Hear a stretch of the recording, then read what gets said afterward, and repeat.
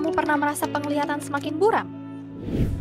Atau kamu pernah menyadari mata kamu sulit fokus ke satu titik? Atau merasa seperti ada bayangan yang menari-nari di lapang penglihatanmu? Tenang, jangan panik dulu. Coba cek kadar gula kamu ke dokter. Jika kamu memang memiliki diabetes, maka kamu harus lebih waspada. Diabetes berakibat buta? Kok bisa? Jangan salah, salah satu komplikasi terbanyak diabetes adalah gangguan pada mata. Gangguan tersebut dapat berupa katarak dan glaukoma. Namun yang paling sering menyebabkan kebutaan adalah retinopati diabetik. Retinopati diabetik adalah kondisi kerusakan pada pembuluh darah di retina akibat penyumbatan. Retina sangat bergantung pada darah untuk membawa oksigen dan juga nutrisi. Jika dibiarkan terlalu lama, penyumbatan dapat menyebabkan retina kekurangan asupan oksigen dan juga nutrisi tersebut. Sebagai reaksi, pembuluh darah abnormal atau neovaskular akan tumbuh demi membuka jalur untuk darah masuk ke retina. Namun, pembuluh darah ini sangat rapuh dan mudah pecah, yang dapat menyebabkan timbulnya titik bayang-bayang yang muncul di lapang pandang mata, serta terhalangnya penglihatan.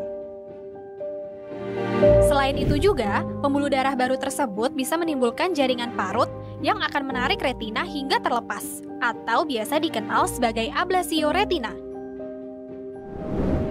Emang sih serem, tapi kayaknya di Indonesia bukan masalah besar ah. Sayangnya, itu tidak benar. Di Yogyakarta, ditemukan angka kejadian retinopati diabetik sebesar 43% pada seluruh penyandang diabetes tipe 2, yang merupakan tipe diabetes terbanyak. Dari angka tersebut, 26,3% atau 1 dari 4 pasien menderita retinopati berat yang mengancam penglihatan. Ditambah lagi, menurut World Diabetes Federation, Indonesia adalah salah satu negara dengan penyandang diabetes terbanyak, yang menduduki peringkat 7 dari seluruh dunia. Pada 2019, terdapat lebih dari 10 juta penyandang diabetes di Indonesia. Setidaknya 3,5 juta pasien terancam retinopati diabetik. Masih nggak percaya? Oke. Lalu, apa saja yang meningkatkan resiko pasien diabetes terkena retinopati diabetik? Kalau kamu memiliki diabetes, ada beberapa faktor risiko retinopati diabetik. Lama kamu menyandang diabetes adalah yang pertama. Semakin lama kamu memiliki diabetes, terutama setelah 3-5 tahun, resiko terkena retinopati diabetik semakin besar. Selanjutnya tentunya kadar gula darah. Kadar gula yang terlalu tinggi atau terlalu sering naik dan turun dapat menyebabkan gangguan pada mata. Selain kontrol kadar gula darah yang kurang baik, tekanan darah dan kolesterol tinggi juga meningkatkan resiko retinopati diabetik. Yang terakhir, kehamilan juga dapat meningkatkan resiko retinopati diabetik.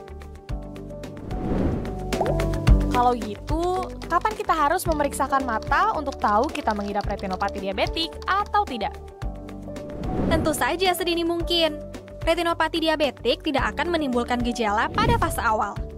Tapi seiring berjalannya waktu, penglihatan bisa menjadi buram. Terutama akibat menebalnya lapisan retina bagian tengah atau edema makula diabetik.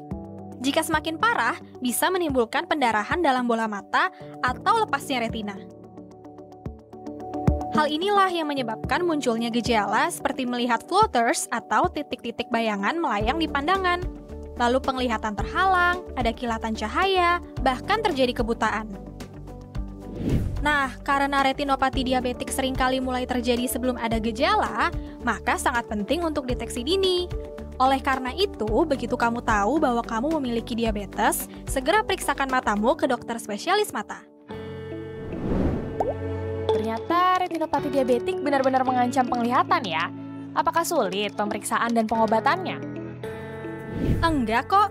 Untuk pemeriksaan sama dengan periksa mata biasa. Biasanya dilakukan tes pembaca huruf atau angka pada daftar Snellen.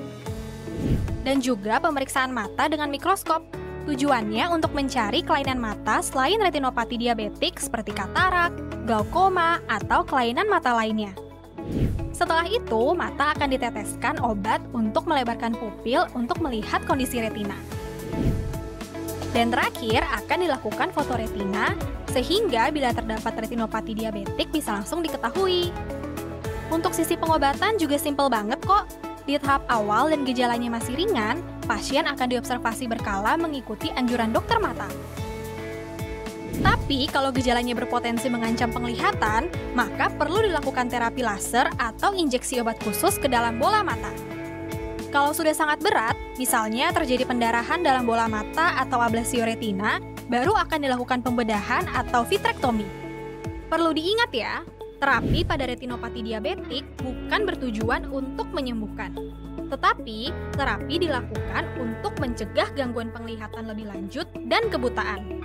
Oleh karena itu, mencegah jauh lebih baik daripada mengobati. Kalau gitu, alternatif terbaik yang bisa kita lakukan untuk mencegah retinopati diabetik apa dong? Tentunya kelola diabetes kamu dengan baik. Mulai dari kontrol kadar gula, tekanan darah, dan kolesterol. Caranya dengan diet yang sesuai, olahraga yang cukup, berhenti merokok, dan konsumsi obat-obatan secara teratur sesuai dengan petunjuk dokter. Biasakan untuk melakukan kontrol rutin ke dokter umum, internis, atau dokter ahli diabetes. Dan jangan lupa ke dokter spesialis mata juga.